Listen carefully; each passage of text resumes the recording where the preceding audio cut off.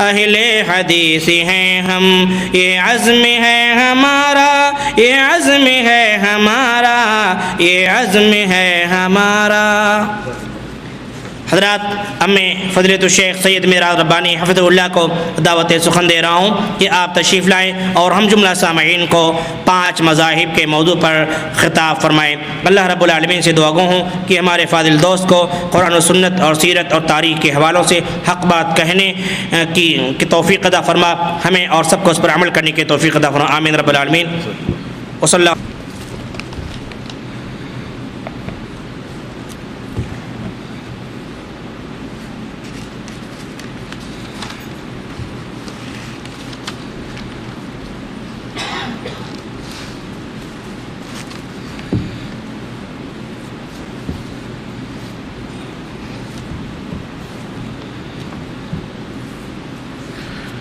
السلام علیکم ورحمۃ اللہ وبرکاتہ۔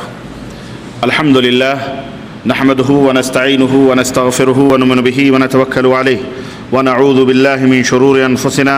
ومن سیئات اعمالنا، من يهده الله فلا مضل له ومن يضلله فلا هادي له، واشهد ان لا اله الا الله واشهد ان محمدا عبده ورسوله، اما بعد فان خير الحديث كتاب الله وخير الهدي هدي محمد صلى الله عليه وسلم، وشر الأمور محدثاتها وكل محدثة بدعة وكل بدعة ضلالة وكل ضلالة في النار۔ قال الله تبارك وتعالى في كلامه المجيد: أعوذ بالله السميع العليم من الشيطان الرجيم، بسم الله الرحمن الرحيم، يا أيها الذين آمنوا اتقوا الله حق تقاته ولا تموتن إلا وأنتم مسلمون، واعتصموا بحبل الله جميعا ولا تفرقوا،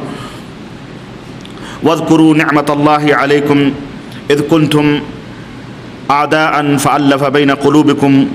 وكنتم على شفا حفرة من النار فأنقذكم منها فأصبحتم بنعمته إخوانا۔ اللهم صل على محمد وعلى آل محمد كما صليت على إبراهيم وعلى آل إبراهيم إنك حميد مجيد۔ اللهم بارك على محمد وعلى آل محمد كما باركت على إبراهيم وعلى آل إبراهيم إنك حميد مجيد۔ تمام قسم کی حمد و ثنا، کبریائی اور بڑائی اس اللہ عز و جل کے لیے لائق و زیبا ہے جس نے ہمیں اور آپ کو پیدا فرمایا، اور بیش بہا درود و سلام اس ذات مبارکہ مطہرہ پر جن کا نام نامی اسم گرامی احمد مجتبیٰ محمد مصطفیٰ صلی اللہ علیہ وسلم۔ برادران اسلام، نوجوان دوستوں، بزرگوں اور بھائیوں، آج بتاریخ 3 جمادی الاول 1424 ہجری مطابق 3 جولائی سن 2003 عیسوی کے اس اجتماع میں جس موضوع پر میں خطاب کا شرف حاصل کر رہا ہوں وہ موضوع ہے 5 مذاہب۔ اللہ عز و جل سے دعا ہے کہ اللہ تبارک و تعالی ہمیں اور آپ کو اس حقیقت کے سمجھنے اور اس کے مطابق عمل کرنے کی توفیق عطا فرمائے، اور اللہ ہماری صفوں میں اتحاد اور اتفاق عطا فرمائے، اور اللہ تبارک و تعالی ہمارے دلوں کو جوڑ دے اور امت مسلمہ کو ایک پلیٹ فارم نصیب فرمائے، آمین یا رب العالمین۔ دوستوں اور بھائیوں، قرآن کریم کی جن آیتوں کا ترجمہ جن آیتوں کی تلاوت میں نے کی ہے ان کا ترجمہ اللہ عز و جل نے ارشاد فرمایا کہ اے وہ لوگوں جو ایمان لائے ہو، اللہ سے ڈرو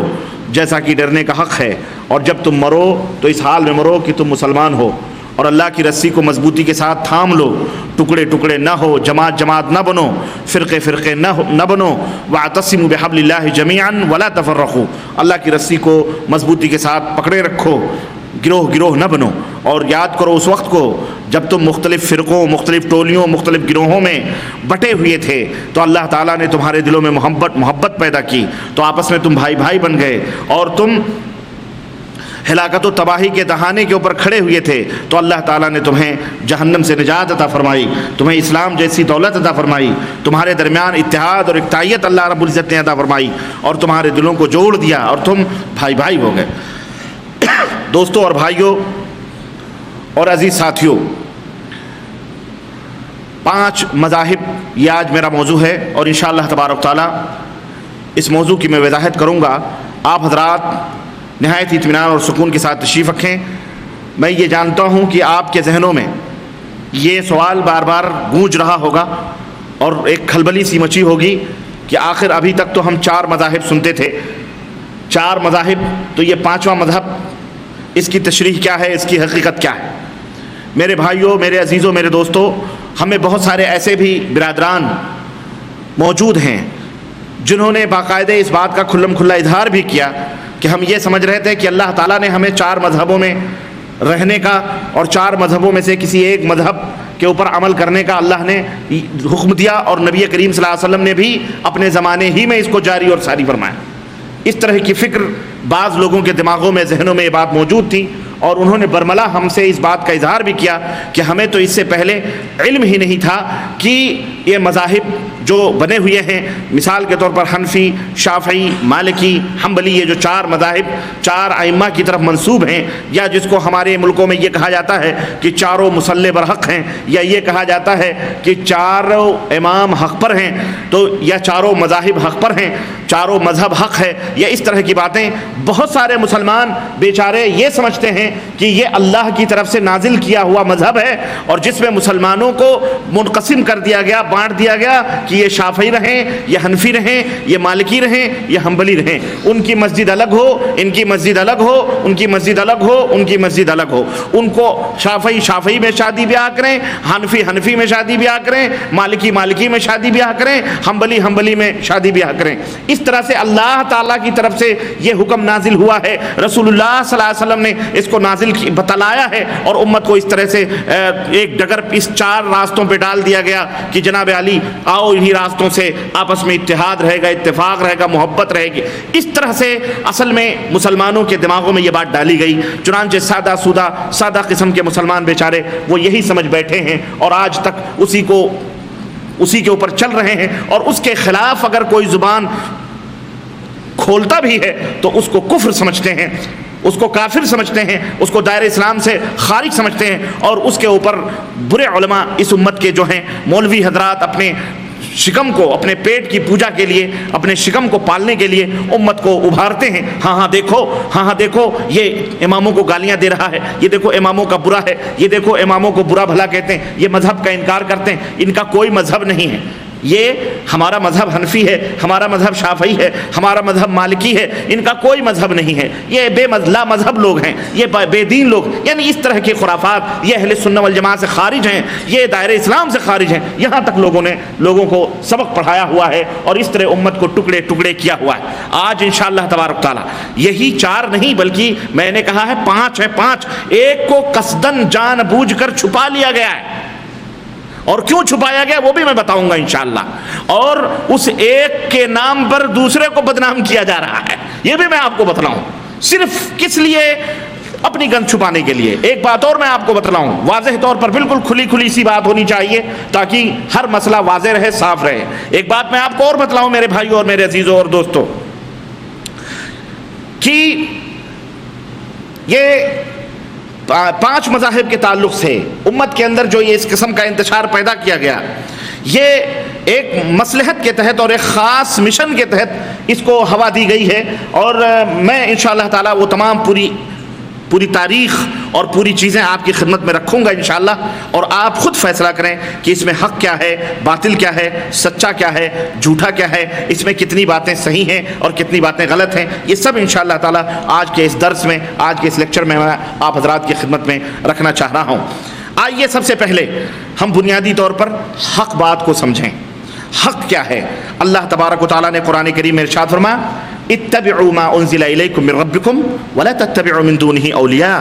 اے لوگو، اے دنیا کے لوگو، تمہارے رب کی طرف سے، تمہارے پالنہار کی طرف سے، تمہارے اللہ کی طرف سے جو احکام، جو باتیں اتاری جا رہی ہیں ان کے اوپر تم اتباع کرو، ان کی پیروی کرو، ان کی اطاعت کرو۔ ولا تتبعوا من دونہ اولیاء، اللہ کو چھوڑ کر کسی اور اولیاء، کوئی اور رفیق کار، کوئی اور دوست، کوئی اور کسی کے پیچھے نہ چلو۔ چلنا ہے تو ان باتوں کے پیچھے چلو، اطاعت کرنی ہے تو ان باتوں کی کرو جو اللہ تبارک و تعالیٰ نے آسمان سے تمہارے لیے نازل فرمائی۔